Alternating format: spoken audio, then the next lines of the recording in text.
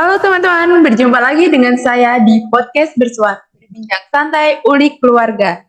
Oke, di episode kali ini kita kedatangan tamu spesial yaitu Pak Dodi Arya Firnandi SPD. Dengan topik kita yaitu pencegahan bullying pada remaja. Oke, mungkin Pak Dodi bisa memperkenalkan diri. Terima kasih. Nama saya Dodi. Kebetulan sekarang saya guru BK bimbingan konseling di SMP Negeri 10 Malang. Itu saja. Ya, Ada mungkin lagi? perkenalan sangat singkat dari Pak Dodi ya teman-teman.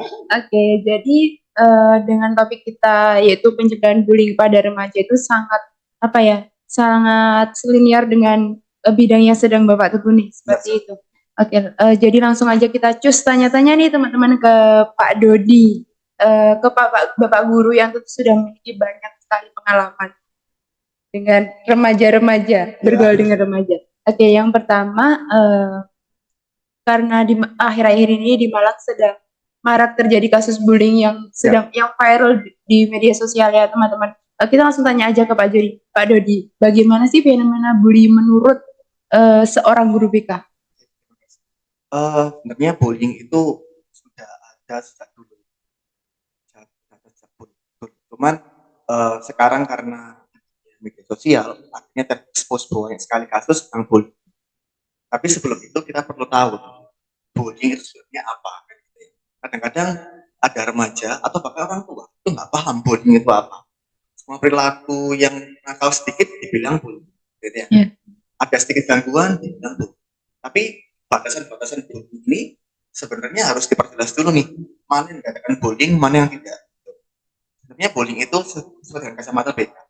Menurut saya adalah perilaku agresif yang dilakukan secara berulang-ulang dengan maksud untuk menyakiti baik fisik maupun mental. Sebenarnya seperti itu. Tapi kalau perilakunya dilakukan secara sekali saja sebagai wujud ungkapan emosi, secara teoritis itu bukan bullying, itu bisa jadi perkelahian atau mungkin guyonan seperti itu. Tentunya ada yang tersakiti di sana, tapi tentunya harus digarisbawahi bahwa perilakunya itu dilakukan secara berulang-ulang.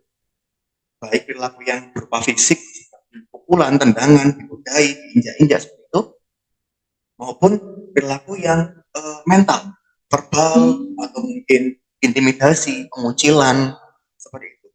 Tapi dilakukan secara berulang-ulang itu bisa dikatakan bullying. Baik, fenomena saat ini memang banyak sekali bullying dalam remaja, banyak sekali. Bahkan yang terekspos itu lebih sedikit daripada yang nggak terekspos, karena banyak media sosial akhirnya terekspos banget. Dan itu sering sekali dilakukan di remaja-remaja awal menurut saya. Remaja-remaja awal di tingkat-tingkat SMP itu memang terlalu banyak, Bu. Iya. Nah, apalagi dengan remaja itu kayak fase-fase baru peralihan gitu ya Pak? Benar sekali. Memang di remaja SMP di tingkat awal itu secara teoritis memang dikatakan sebagai masa topan secara psikologis ya. Karena memang peralihan antara dunia anak-anak ketika masa-masa anak-anak menjelang dewasa itu ada di remaja awal ini. Remaja awal ini cenderung sudah mulai meninggalkan keluarganya. Omongan dari keluarga itu sudah tidak begitu penting lagi. Tapi untuk dilepas secara dewasa, kemandiriannya sangat kurang. Sehingga banyak sekali eksplorasi-eksplorasi yang dilakukan yang mengaca dengan lingkungan, terhadap lingkungannya. Artinya seperti ini.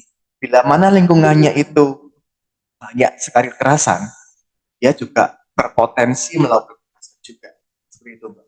Oke, jadi perlu digarisbawahi apa yang sudah disampaikan oleh Pak Dodi itu bahwa bullying itu adalah tindakan yang dilakukan berulang seperti itu. Kalau cuma satu kali mungkin itu perkelahian atau pertarungan bahkan biasanya anak-anak sekarang nyebutnya itu. Oke. Baik mengalami maupun melakukan tindakan bullying tersebut. Pertama menurut saya bullying itu faktornya itu, Mbak. Kadang-kadang bisa dikatakan sudah budaya yang superior itu membuli atau menindas yang junior seperti itu. Senioritas itu udah budaya itu pun sudah dilakukan sebelum ini lama sekali, bahkan selama saya sekolah dulu udah ada budaya-budaya itu.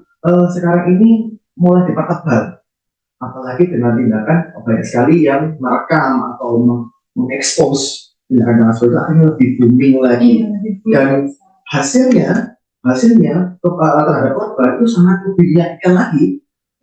Mungkin pola asuh atau pola didik atau apapun itu yang berasal dari si remaja tersebut. Oke. Faktor utama kenapa perilaku terbentuk dari remaja itu memang berasal dari rumah, Pak. Saya nggak sedikit setuju bila mana perilaku itu timbul gara-gara sekolahnya salah. Itu saya nggak setuju karena lebih banyak waktu mereka anak-anak itu di rumah sebenarnya. Mereka apalagi sekarang ada full day school, Pak ya. Hari Senin sampai Jumat mereka di sekolah. Selebihnya mereka di rumah. 1 minggu pun mereka di rumah. Nah, ada banyak faktor kenapa mereka bisa berpotensi menjadi seorang bullier atau pelaku pembulian. Itu bisa jadi karena perhatian di rumah juga kurang. Sebenarnya mereka tuh pengen didengar kok di rumah. Tapi karena di rumah itu mungkin orang tua terlalu sibuk ya. Wujud dari perhatian orang tua adalah mencari uang saja buat anak. Jadi kurang bonding gitu kan. Benar. Terus sekali, Mbak. Ada banyak sekali anak yang datang ke ruang BK karena mereka memang mengaku bahwa saya pernah membuli orang. Itu yang dibutuhkan adalah waktu orang tuanya buat dia. Saya kurang waktu dengan ayah, kurang waktu dengan bunda, sehingga saya pengen cari perhatian kepada orang lain. Dan karena saya nggak dapat perhatian dari lingkungan sosial di sekolah, akhirnya saya mencari perhatian dari orang yang bisa saya pindah saja. Biar saya jadi point of view-nya gitu, biar jadi center of interest-nya gitu di sekolah. Jadi cara dia cara dia untuk menerima perhatian, untuk mendapat perhatian itu dengan cara yang buruk gitu. Iya. Kenapa nggak cara yang baik aja ya, Pak? Karena dia nggak ngerti, karena dia nggak paham itu buruk atau baik gitu loh. Mereka nggak rasa semuanya kebutuhan saya akan perhatian itu terpenuhi saja. Apapun yang bisa memuaskan perhatian kebutuhan saya atas perhatian itu dia lakukan. Kemudian ketika saya cross check dengan orang tua, beberapa orang tua bilang, Pak, jadi saya udah perhatian bersama anak saya, setiap hari saya kasih uang saku. Bagaimana dengan waktu, Bu? Saya kasih anak saya waktu, saya ngobrol dengan anak saya, tapi ya gitu Pak Dodi, anak saya kalau ketika saya ajak bicara, Pak, anak saya cenderung HP-an. Nah, padahal mereka HP-an itu wujud dari pemberontakan mereka, karena mereka nggak nyaman komunikasi sama orang tua, bukan salah HP-nya nih. Karena HP-nya lebih menarik ya, Pak? Betul sekali, Mbak. Di HP lebih menarik sekali. Orang tua kalah dengan bisa. Itu bisa berpotensi loh anaknya melakukan pembulian di sana. Apalagi sekarang ada cyberbullying juga. Cyberbullying ya. Itu bisa berpotensi lewat media sosial juga. Impact-nya sama dengan bullying fisik. Sakitnya di mental si korban sama dengan dia dipukul. Padahal bullyingnya lewat media sosial itu lebih sulit juga mendeteksi juga. Kalau untuk cyberbullying itu sejauh ini yang saya tahu, kan saya juga pengguna media sosial aktif gitu Pak ya. Dan seringkali saya di Twitter itu banyak sekali artis-artis yang artis Korea tentunya yang bahkan sampai bunuh diri gitu. Sampai begini ya, efek bullying, cyberbullying ternyata sampai ke mental dan bahkan lebih parah gitu. Benar, Mbak. Benar. Bahkan kalau bunuh diri jangan sampai ya, di sekolah kami belum ada. Jangan sampai lah, kalau dibilang. Ya, tapi kebanyakan itu mereka kepingin melarikan diri dari sekolah. Mulai males sekolahnya, mulai bermasalah, mulai bolos, ketika dikonseling, diajak bicara, saya nggak ada masalah. Saya nyaman-nyaman aja, pokoknya saya males aja sekolah. Saya pengen mengubah diri, saya pengen pindah sekolah. Tiba-tiba takut masuk sekolah, takut masuk kelas, sampai histeria juga ada. Ketika masuk kelas, histeria lah. Jadi supaya kesurupan gitu. Jadi ada beberapa kayak gitu. Ada beberapa sampai yang saya masuk kelas kok pusing ya Pak Dudi ya. Saya masuk kelas mau muntah ya. Itu setelah saya telusuri, beberapa bilang saya nggak nyaman sama sekolah itu, saya nggak nyaman sama kelasnya, saya nggak nyaman sama saya nggak sama si A, si B, si C karena mereka sering membuli saya beginikan, saya begitukan gitu. Dan itu berlangsung beberapa bulan sehingga mereka merekamnya dengan cara berlaku seperti itu. Mau lawan nggak berani. Kasihan loh sebenarnya itu. Karena dia merasa nggak berdaya begini Pak. Benar. Jadi PR-nya guru BK dan juga orang tua itu double Pak. pelaku kita openi sekarang pelaku. Bagaimana kan faktornya banyak ya. Iya. Bagaimana agar dia menghilangkan sifat-sifat pelaku bullyingnya. Korban juga kita openi juga kita dampingi juga gitu loh. Ini tangannya berbeda nih, tangannya berbeda. Nah, saya sedikit gak setuju bila mana ada pelaku bullying kemudian sama sekolah dikeluarkan. Itu Kalau menurut saya itu cenderung lepas tangan gitu. iya, itu menyetujui bahwa dia jahat dan selama dia akan mengejar diri, oh saya jahat, ya sudah sekalian jadi penjahat saja. Jadi dia nggak sembuh, Mbak. Dengan hukuman dikeluarkan itu dia nggak sembuh. Gitu loh. Oke. Jadi dengan hubungan sebab akibatnya sudah dijelaskan Pak Dodi itu, bagaimana sih langkah preventif yang dapat dilakukan untuk mencegah perilaku bullying? Tentu dengan lebih fokus ke pelaku seperti itu Pak. Bagaimana? Oke, upaya preventif biasanya kami lakukan itu memang berbagai macam penyuluhan ya Pak ya. Apalagi di BK itu ada jam klasikal setiap minggu 2 jam, mohon maaf 1 jam. Itu kami usahakan untuk mereka itu paham apa itu bullying, bagaimana batasan-batasannya. Kalau kelas di MPLS atau MOS itu di awal tahun pelajaran siswa baru pun kita gembleng juga tentang bullying agar mereka tahu dampak pelaku korban itu dampaknya sangat-sangat buruk sekali. Selain itu parenting Mbak, itu kami biasanya mengadakannya di kelas 7, di kelas 1 SMP. Itu di awal-awal tahun pelajaran itu orang tua kami undang ke sekolah untuk parenting tentang ini juga. Jadi orang tua harus pahami. Jangan-jangan gini Pak, mohon maaf, kadang-kadang orang tua ada seperti ini. Orang anaknya pulang kemudian bilang ke orang tuanya ya atau mah saya dibully. Itu seakan-akan orang tuanya langsung marah anak saya disiksa. Nah, padahal anaknya belum paham nih, saya dibully atau hanya sekedar guyonan saja yang nggak bahayakan, atau sekali perilaku saja, gitu. Itu nggak, anak-anak nggak paham.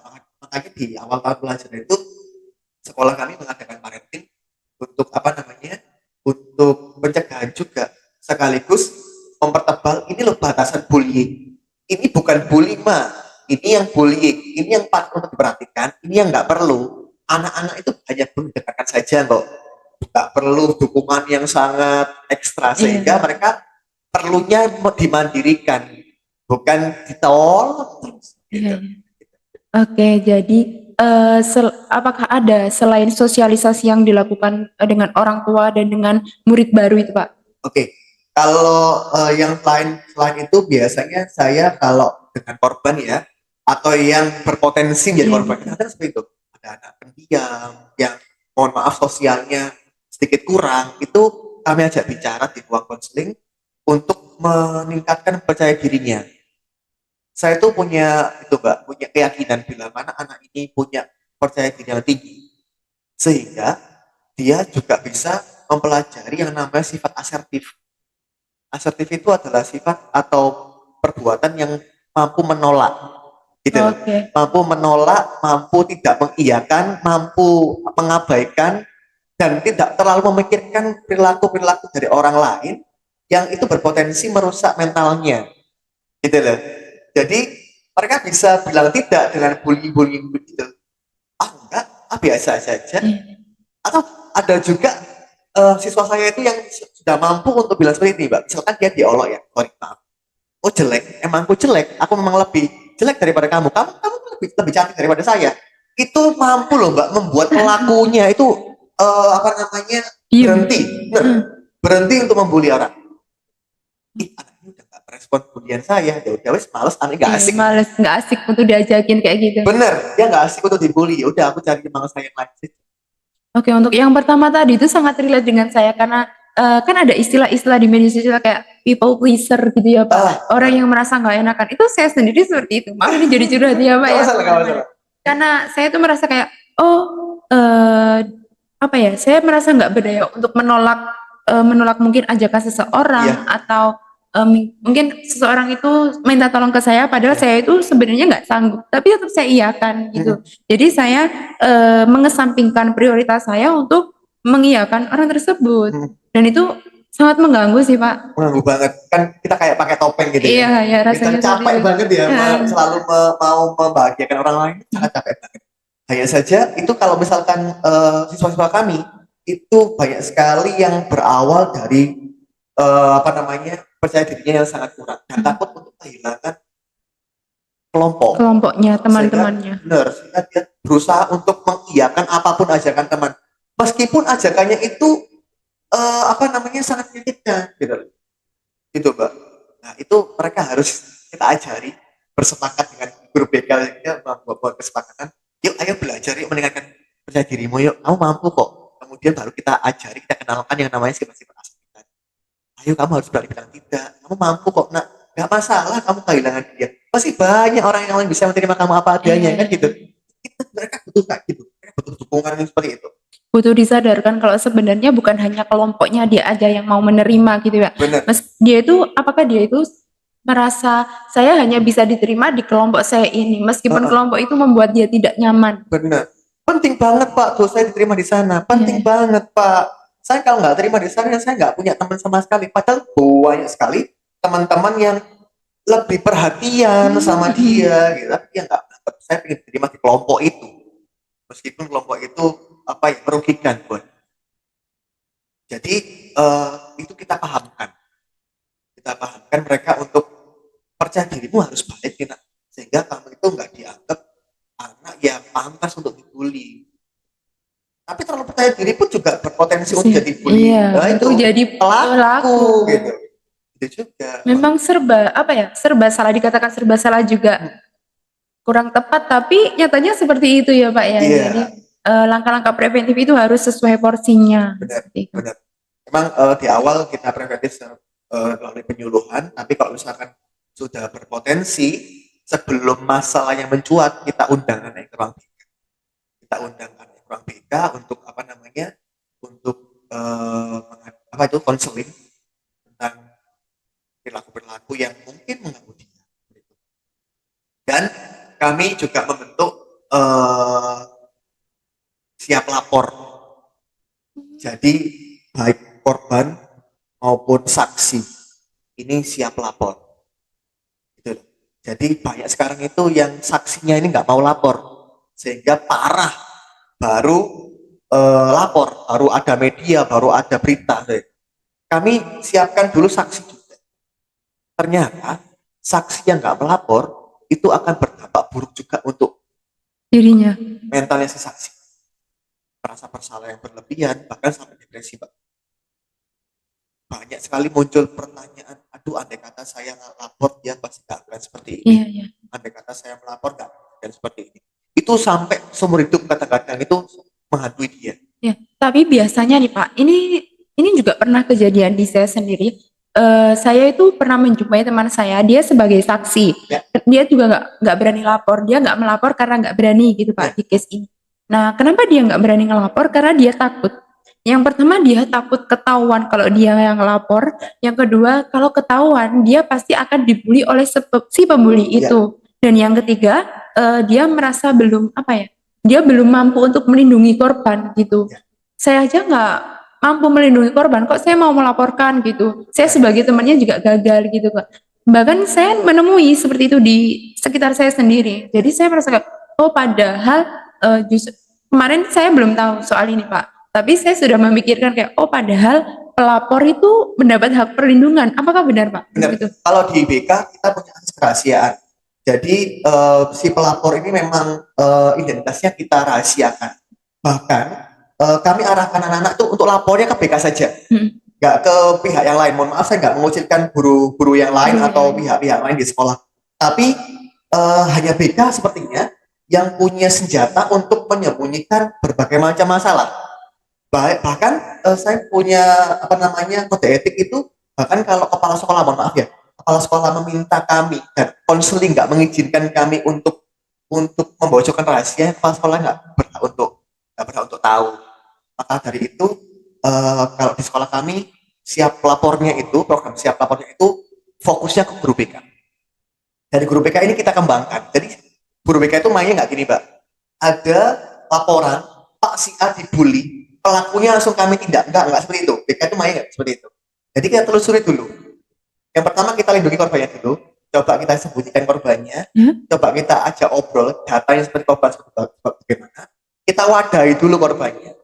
Kita janjikan yang baik-baik dengan korban sehingga dia cepat penyembuhan. Si saksi yang sembunyikan identitasnya. Saksi ini harus kita cross check dengan beberapa saksi yang lain. Dari saksi pertama pasti akan mengembang. Baru pelakunya kita ajak bicara, bukan kita tidak. Kita ajak bicara dulu. Baru dipanggil gitu ya? Ya, kita undang dulu. Kita undang yang berhak manggil itu pelaku tatip. Kita belum tahu nih.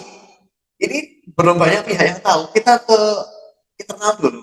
Sehingga ketika pelakunya sudah bilang, saya sadar Pak, saya pelaku. Nah ini senjata untuk dia bisa berubah. Selama pelaku ini masih belum ngakui, saya enggak kok, saya cuma guyon aja, saya fun, tapi korbannya benar-benar sampai sakit, berarti dia belum paham. Ini kita benar-benar dampingi terus Bu, pelakunya. Kita dampingi sampai benar-benar dia, oh, berarti saya bully tak Pak? Nah, gitu. Ketika saya bullying Mbak tuh ya, aha, ini pasti kamu punya punya potensi untuk kamu berubah. Gitu. Tapi kita cross check dulu semua saksinya. Iya. Baru bila mana itu dari BK tidak kesepakatannya dilanggar terus sama si pelaku, baru kita akan melibatkan beberapa pihak. Tentunya menurut saya pribadi ya Mbak ya, sebagai potensinya feedback counseling itu harus seizin konseli, seizin korban. Korban maunya seperti apa nih untuk sembuh. Oke, jadi bisa teman-teman sudah tahu ya kalau penanganan bullying itu sangat kompleks dan detail itu. Jangka panjang. Oke, jangka panjang bahkan untuk kalau kasusnya sudah dilaporkan, sudah dinaikkan, tentu akan prosesnya tidak sesederhana itu ya Pak ya. Udah. Makanya ada beberapa sekolah juga yang kalau gini Pak, kalau di Tatip itu ada undang-undang lah peraturan sekolah itu yang bisa dinamakan poin pelanggaran atau bagaimana. Ada beberapa sekolah juga yang menempatkan bullying ini itu posisinya itu di atasnya perkelahian. Ya, di atasnya perkelahian. Bobot pelanggarannya itu karena memang sekolah tersebut lebih fokus, lebih memperhatikan tentang bullying ini sehingga memang dampaknya memang lebih besar daripada perkelahian. Perkelahian misalkan dua orang ini sama-sama berkelahi ya. Ini emosi ini berani. Mereka berkelahi. Besoknya bisa jadi selesai. Ya meskipun ada luka-luka fisik yang bonyok gitu, selesai. Iya, gitu. Tapi kalau bullying itu jangka panjang. Pelakunya berdampak buruk, korbannya juga berdampak buruk. Makanya memang itu harus serius nih. Okay. Saya sangat salut sekali dengan sekolah-sekolah yang aware soal bullying ini, bahkan tingkat pelanggarannya bisa di atas perkelahian yang menurut saya itu sudah level berseteru yang naik gitu Pak. Kasus yang berat lah untuk bullying gitu. Bahkan bullying yang bersifat itu non fisik ya kayak verbal itu lebih banyak juga. Apalagi pelecehan seksual bullyingnya. Wah, itu juga. Itu sangat nggak kuat Pak kalau saya soal ini. Waduh. Benar. Tapi termasuk juga. Nggak boleh lah. Kita hindarkan lah. Ya, semoga tidak pernah ada kasus seperti mungkin tetap ada kalau itu, tapi semoga tidak bertambah terus ya. Dan semuanya berpusat dari tontonan mereka loh Mbak. Tontonan mereka di dalam media sosial. Oke. Terus siapa yang punya filter itu sekarang gitu? Iya. Jadi kalau menurut saya kalau soal media sosial ini peran orang tua harus dilibatkan banget gitu. Betul. Karena guru pun tidak bisa ngurusin satu-satu anak didiknya. Iya. Sekarang siapa yang mau punya filter itu media sosial? Anak sekarang seusia itu udah punya HP pribadi loh Pak. Iya, ya? Betul. Sekarang bocil-bocil udah punya HP Pak. Benar. Kita nggak bisa melarang mereka bawa HP karena di pendidikannya membutuhkan HP. Membutuhkan juga. HP. Gitu. Bahkan di sekolah kami itu sudah mereka masuk sekolah itu HP dikumpulkan di loker. Kunci lokernya dibawa alih kelas. Ketika guru mapelnya membutuhkan HP, baru mereka ambil. Sampai seperti itu saja. Masih kecolongan. Masih menggunakan media sosialnya yang tanpa filter gitu, yang bebas sekali. Itu berpotensi sekali anak itu menjadi pelaku maupun korban gitu di media Oke, teman-teman. Ternyata bullying itu sekompleks ini ya. Dari penyebabnya, akibatnya, dan pengaruh-pengaruh itu tidak hanya dari dalam diri si pembuli itu tadi. Untuk langkah preventif yang sudah Bapak jelaskan itu ada sosialisasi sejak peserta didik baru masuk sekolah Iya. itu, dan tentu dari orang tua juga, sosialisasi kepada orang tua, karena anak-anak lebih banyak waktu bersama orang tuanya, Benar seperti sekali. itu. Oke, kita sudah ada di penghujung acara ini ya Pak. Gak kerasa ya. Nggak berasa sekali ya. Mungkin ada pesan dan harapan untuk remaja mengenai perilaku bullying dari Bapak. Untuk remaja. Ya, Remaja. Oke. Perilaku bullying itu nggak ada keuntungannya, Pak. Pelakunya pasti juga akan mendapatkan hal yang negatif. Dia akan mendapati dirinya mengalami perubahan perilaku yang signifikan. Karena apa namanya ya, tidak kekerasan itu, apalagi terhadap orang teman sebaya atau di bawahnya, itu mengakibatkan dia itu mengalami kecanduan, Pak. Kecanduan untuk menindas. Karena puas kan ya, sifat puas, butuh, terus akhirnya, Iya. terus itu penyembuhannya akan sangat lama bila mana dia nggak sadar bahwa perilakunya berubah, perilakunya mengganggu. Untuk korban, nah korban ini juga sama. Kalau apa namanya kondisinya sangat down sekali di mungkin faktor sosialnya sangat buruk atau emosionalnya nggak bisa dikontrol, itu juga akan berakibat fatal juga, bahkan sampai korban jiwa juga. Korban jiwanya bukan karena dibunuh atau dibully fisik oleh pelaku, Mbak, tapi Bunuh bunuh diri. banyak sekali. Banyak sekali, Pak, saya ingin mati saja, Pak, saya nggak mau hidup lagi, saya hidup ini untuk disakiti saja. Itu atau apa namanya buruk sekali.